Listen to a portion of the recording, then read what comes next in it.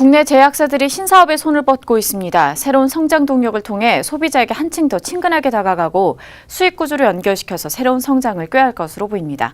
박경연 기자와 자세한 얘기 나눠보도록 하겠습니다. 네, 박 기자, 연초부터 사업 다각화에 나선 기업들이 좀 보이고 있습니다. 현황이 좀 어떻습니까? 네, 최근 업계가 신사업에 속속 뛰어드는 모습입니다. 기업의 규모부터 사업의 종류까지 다양한데요. 레스토랑과 간편식, 화장품 등 각 분야를 망라해 다양한 형태의 모습을 띠고 있습니다. 사업 확장을 시도하기에 유리한 곳은 아무래도 자본 규모가 큰 제약사일 텐데요. 대표적인 국내 대형 제약사 중 가장 활발하게 사업 다각화에 착수한 곳이 유한양행입니다.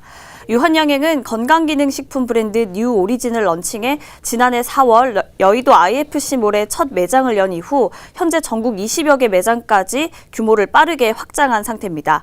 또 유아용 화장품 브랜드 리틀마마를 런칭해서 유아동 편집샵에 입점하고 신세계 롯데백화점 등 국내 4대 백화점과 로드샵 약 30곳의 오프라인 매장에서 판매되고 있습니다. G신욱십자는 부동산에 관심을 보이고 있습니다. 2015년부터 자사공장 부근의 아파트 건설 등 부동산 개발 사업을 통해 꾸준한 수익을 보고 있습니다. 종근당과 대육제약은 각각 화장품을 출시해 주름 개선 기능 화장품을 선보이는 등 신제품 출시에 나섰습니다.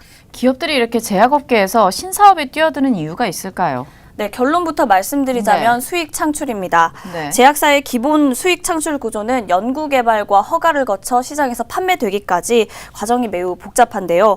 약을 개발하는 데까지 통상 10년 이상의 시간이 걸리기 때문에 시간이 오래 걸리는 데다 개발에 들어가는 비용이 천문학적으로 들어가기 때문에 특히 신약 개발에 매진하는 기업은 재무 경영을 탄탄히 해야 할 필요가 있습니다.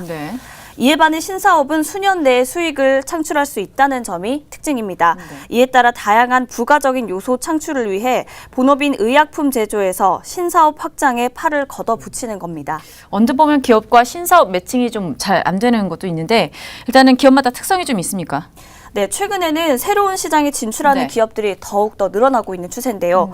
지난달 31일 메디톡스는 숙취 해소 유산균 제품을 출시했습니다.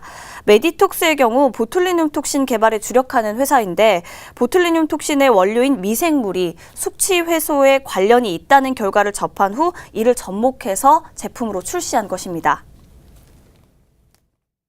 보툴리눔 톡신을 저희가 만들잖아요. 얘가 사실 미생물을 갖고 만드는 거거든요. 그래서 미생물 관련된 이제 저희 그 R&D에 되게 특화되어 있는 회사예요. 근데 이제 프로바이오틱스 자체가 유산균이잖아요. 미생물이거든요. 미생물로 이제 숙취 해소에 효과가 있다는 보고들이 있었어요. 굉장히 좀 차별화되게 이제 시장에 판매할 수 있을 걸로 기대하죠.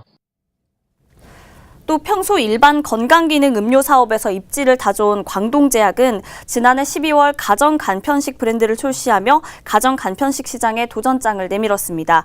광동제약은 평소 일반 식품 매장에서 판매해오던 경험이 있기 때문에 이 경험과 성과를 발판 삼아 가정간편식 시장에서도 빠른 시장 진입을 기대하고 있습니다. 신사업이라는 것이 잘 돼서 재무 경영에 도움이 되면 좋겠지만 또 안 그럴 수도 있지 않습니까? 네, 그렇습니다. 이렇게 경쟁적으로 신사업에 뛰어드는 이 모습에 한편에서는 우려의 목소리도 나오고 있는데요.